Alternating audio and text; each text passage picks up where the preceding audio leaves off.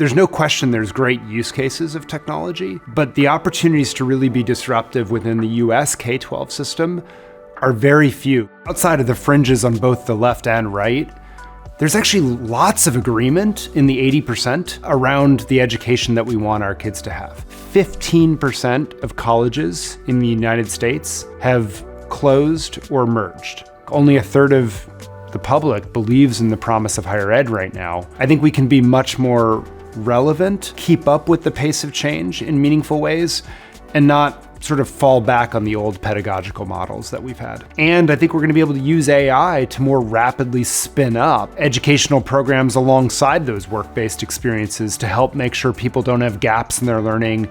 Lifelong learning won't just be a buzz phrase, it's going to be a way of how we work and exist in society.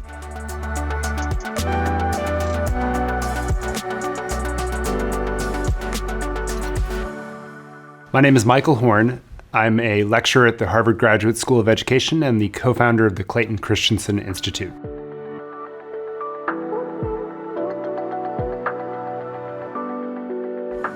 There are no shortage of hot takes about the impact AI is going to have on business and society right now. My own take is, like anything else, it's not normative.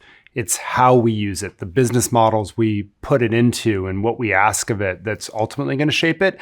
But I will say I'm an optimist. And I think ultimately it's going to put much more power in the hands of individuals to be creative, to imagine things that they couldn't have otherwise done, and create all sorts of new businesses, organizations, things that I think will be disruptive, but will ultimately empower individuals and humanity over the long run.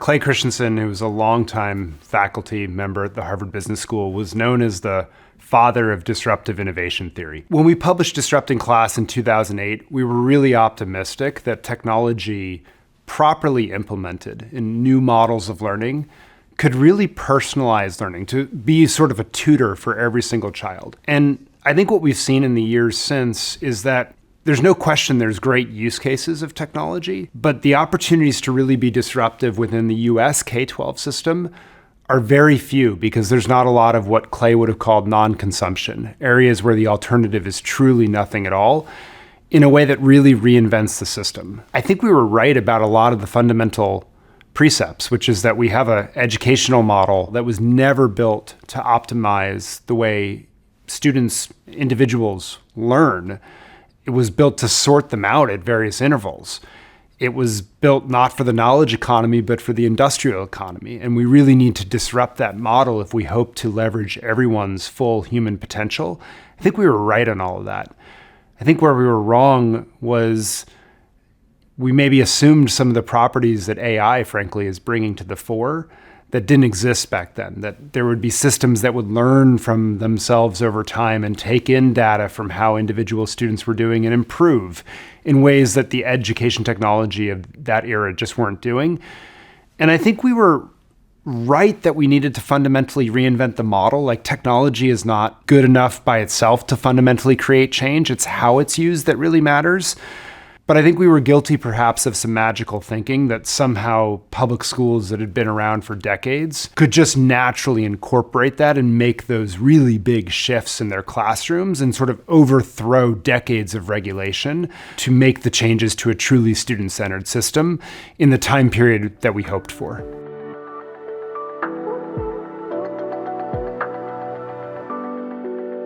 So in 2011, Clay Christensen was out in front of an audience and said 50% of colleges will close or merge or go bankrupt over the next decade. As we dug into it a little bit more, really it's more like 25% of colleges and universities are running business models that just don't work, and they're going to need to close or merge. And I think as we even dug into it more deeply, we said, really, this is a 2-decade change. It's driven by demographic declines in the wake of the Great Recession. It's driven by a model that keeps adding cost, but can't possibly charge people more. And it's driven by a model where there's starting to become substitutes in how we get our college educations and upskilling in the world of work. And what we're now seeing is that over the last 10 years alone, 15% of colleges in the United States have closed or merged. Over the past year, almost one college every single week has closed. In public colleges and universities, we've seen whole systems consolidate in dramatic fashion in the states of Pennsylvania, Georgia, Connecticut, Wisconsin, and more. And so we've really seen that we have overbuilt supply for dwindling demand over the past many years, and it's coming to roost right now. And the really interesting thing, I think, on top of that is that right now we're at peak demographics of the numbers of students graduating from American high schools. It's about to decline precipitously because starting in 2008, people had fewer babies. And so we have too many seats in colleges for 18-year-olds with not nearly enough 18-year-olds coming out at the same time that a lot of people are skeptical about the value of an ever more expensive college or university experience and not sure, do I really get a return on the other side that makes it worth it? Under that weight, the 15% that have already closed, I think it's easy to imagine that we get to 25, 40% over the next 5-6 years. Here's the thing, right? Which is if you're at a place like Harvard or Yale or Stanford or the state flagship schools or, the Notre Dames of the world, you're fine. There's so much demand for limited seats at those universities. They've been able to charge high prices. They make a lot of money, frankly, from the research grants that come in. They're really research-first institutions in many cases. They're incredibly important to the economies that surround them. Those sorts of institutions are going to be fine. It's really this soft middle tier where these institutions are very expensive. The expenditures underlying them continue to go up. They don't have strong brand names, and they have trouble attracting students beyond 50, 75 miles of where they live. So a stat that might surprise you is a decade ago, 40% of colleges and universities enrolled fewer than 1,000 students in this country. And so that's where, when we see this hollowing out, there are 4,000 some odd colleges and universities in this country. That's where the hollowing out is really happening. It's not happening at the elite ends of our American university system.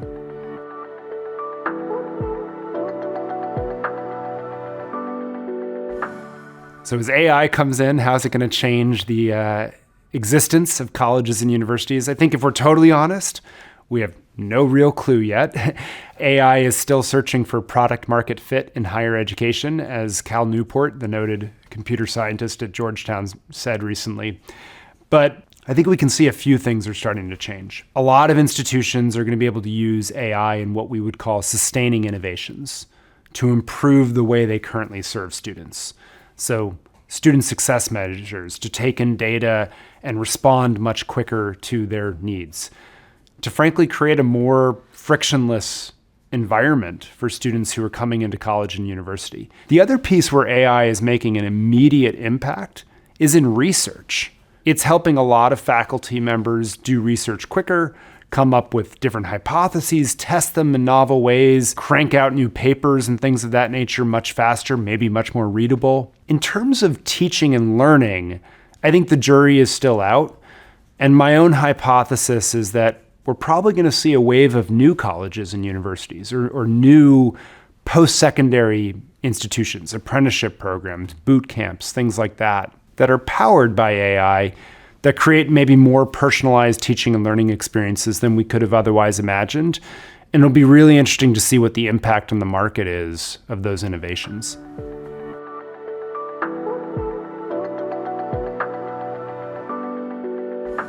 So there's no question right now, we're just at the beginning tip of AI changing the way we work.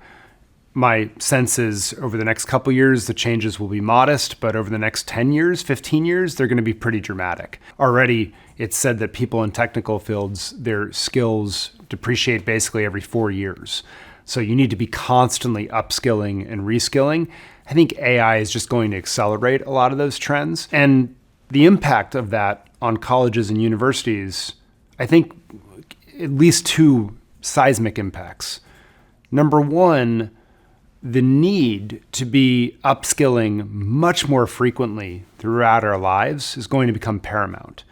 And so having short burst quick programs that we can just duck in, get more skills, duck back out of into the workforce, much more seamless experience of work and learning, I think are going to be really important, but also huge opportunities for colleges and universities looking to serve more students, because adults, all of us in the world of work, we're going to just need to be learning much more throughout our lives. Like, lifelong learning won't just be a buzz phrase. It's going to be a way of how we work and exist in society. And colleges and universities have a big role to play there. I think the second thing that it's going to change is make experiential learning much more important to the learning experience. If AI is changing how we work really rapidly, keeping up with those changes, codifying them in, say, a textbook or an online course, it's going to be really hard. The moment you do it, it's going to be out of date 6 months, a year later. But the more we can create really experiential opportunities for students to learn through cases, through simulations, on the job, things of that nature, I think we can be much more relevant, keep up with the pace of change in meaningful ways, and not sort of fall back on the old pedagogical models that we've had.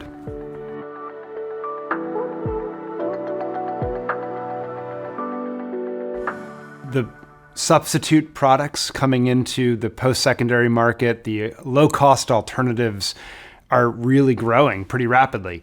Google has its certificates, so you can learn IT skills, and not just certificates, but you can take them online through any number of partners that, in the case of Coursera, serves literally millions and millions of learners today. It's not just Google, but you can name any IT company at this point, any tech company, and they tend to have a training program built around their ecosystem. Facebook, Unity, you name it. And so for technical skills, I think in many ways, the job of colleges and universities will be, how do we provide a wrapper around what they offer so that people don't just get the narrow technical skills, but they can get that certificate, that mastery, and also something bigger with pedagogy and things that a college or university should be specializing in, right? About how to actually teach and convey this information so people actually learn it.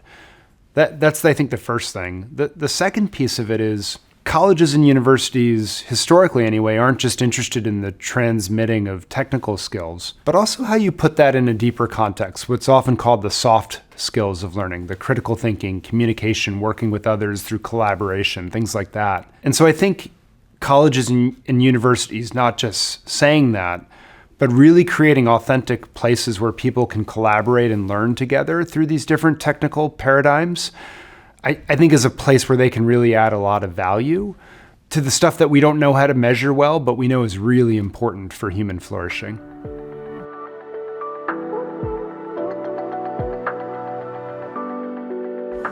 In higher education, outside of colleges and universities, I think we're at this moment where we're starting to see new forms of learning pop up. A lot of these are going to be work-based experiences. So apprenticeships are becoming a much bigger point of emphasis, and people and employers thinking, how can we leverage these to educate the future workforce without a degree perhaps, but make sure we get really good individuals coming into these jobs to power our future success.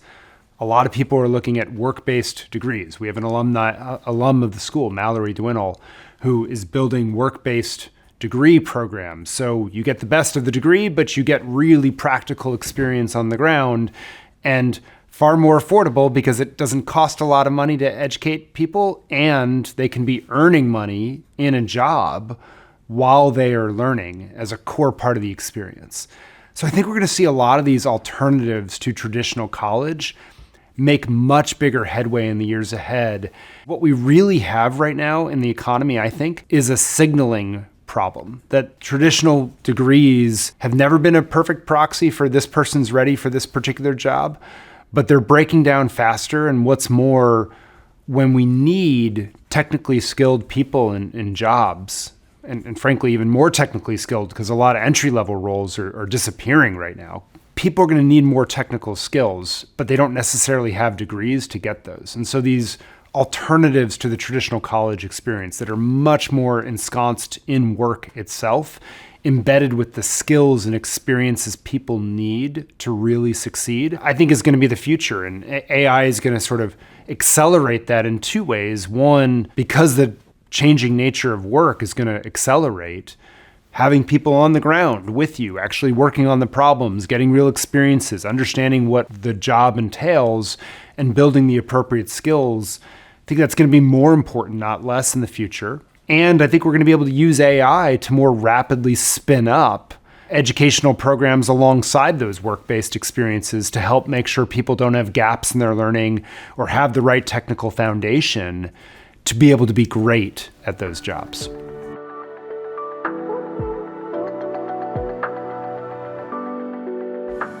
I think the narrative around everyone needs a degree is already starting to shift.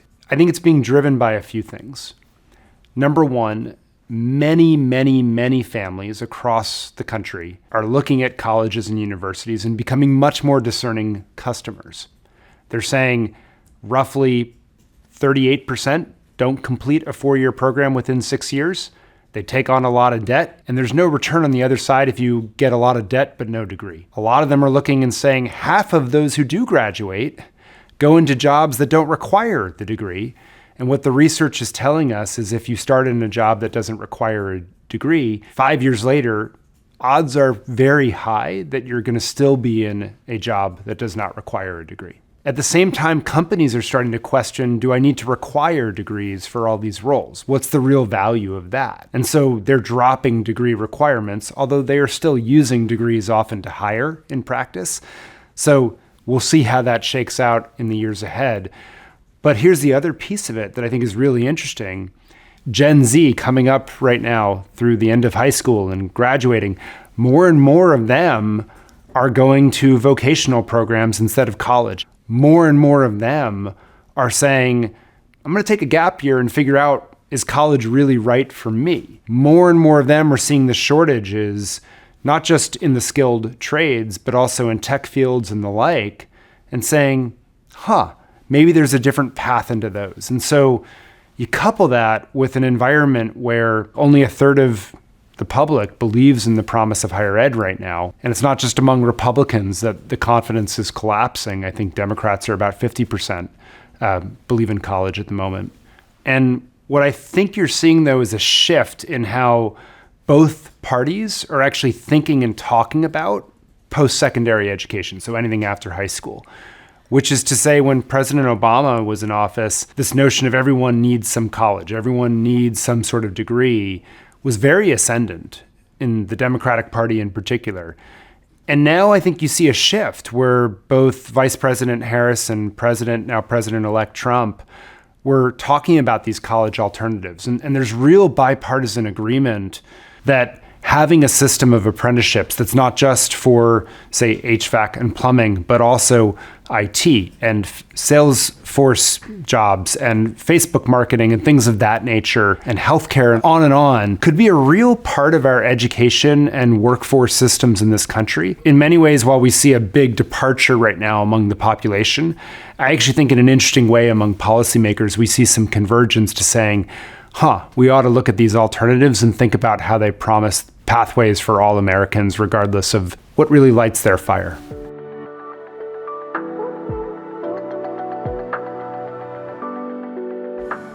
Obviously, COVID and the pandemic were brutal on a lot of families and K-12 school systems. But I do think that there was an interesting silver lining in creating more room for innovation. Because while a lot of school systems, I think they were prisoner to their one-size-fits-all mentality about how we educate and serve students and families from very different walks of life and very different learning needs at different times. What it did was empower parents to say, my neighborhood public school isn't the only way to get an education. And so I think what we've seen is that education is getting a lot less linear. And my own take is that disruption happens when there's either non-consumption or people are overserved by the existing system.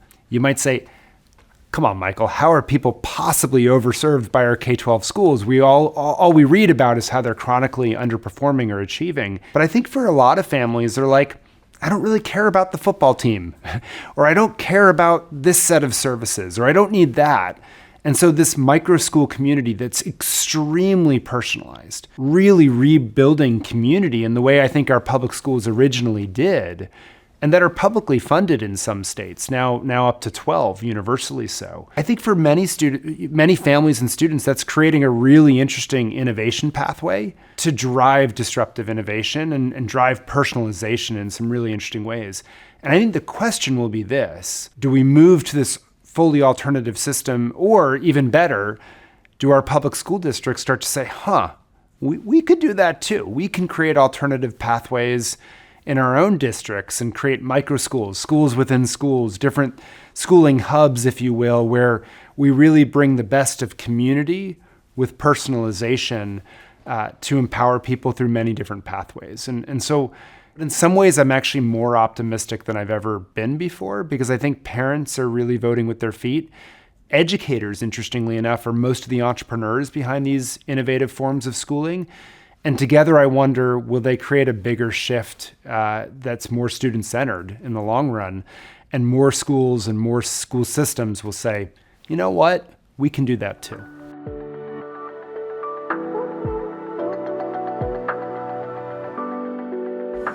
I think there's been a generation of kids, frankly, continuing right now into the school systems that COVID just was devastating for. And I think a lot of students today are still extremely disengaged in school. We know enrollment in urban school districts has plummeted and continues to plummet. We know that chronic absenteeism remains incredibly high. And when you go into schools, a lot of places, they aren't very engaged. And I think this, rather than focus on the systems and the schools and the traditional structures, we need to be much more mindful of how each individual reconnects, re-engages in something that's really motivating for them.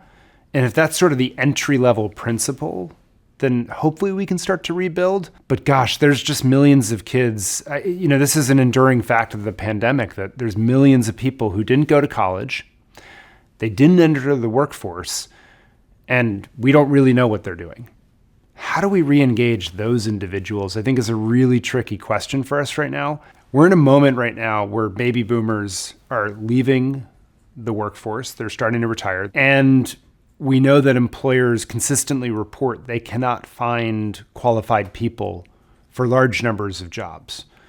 So we have this really weird moment in the economy that's more than a passing moment, which is that employers are keeping job openings open for long periods of time, really struggling to fill them. People are remaining stuck in work at the moment that they're not necessarily excited or passionate about, but they're nervous if they quit, and how will they change jobs and find something different. And then there's large numbers of people who are disengaged, not in the workforce at all. And frankly, they don't count in the unemployment rate because they're not actively looking for work. And so on one hand, you could say, well, okay, this is devastating to the individual communities, but I think it's devastating to the American economy writ large. And I just think if we can re-engage those people who are on the sidelines with short burst programs that are low risk, that allow them to earn while they learn, and get them re-engaged with their hands, with their minds, something, we could unlock a lot of growth in this country that we're completely discounting right now.